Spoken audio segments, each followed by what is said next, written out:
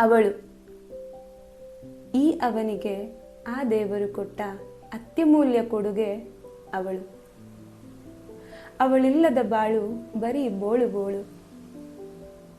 ಏನೆಲ್ಲ ಆಗಿ ಸಲಹುವಳು ನೋಡು ನಿನ್ನ ಅವಳು.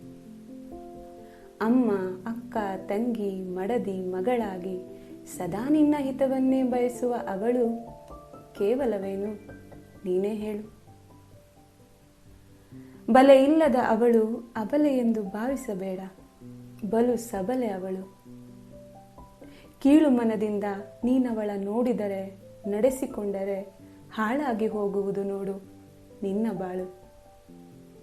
ನಗುವ, ಇನ್ನೊಬ್ಬರ ನಗಿಸಿ ನಲಿವ ಅವಳನ್ನು ಬಲು ಸುಲಭದಲ್ಲಿ ಅಳಿಸಬಹುದೆಂದು ಮುಳ್ಳಂತೆ ನೀ ಚುಚ್ಚ ಬಂದರೆ ನಿನ್ನ ಕೊಚ್ಚಿ ಕೊಲ್ಲಲು ಬಲ್ಲಳು ಅವಳು.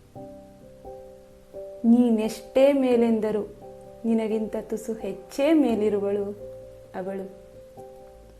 ಆದರೆ ತಾ ಮೇಲೆಂದು ಅಮಲೇರಿಸಿಕೊಂಡು ಬದುಕಲು ಬಯಸಳು ಅವಳು.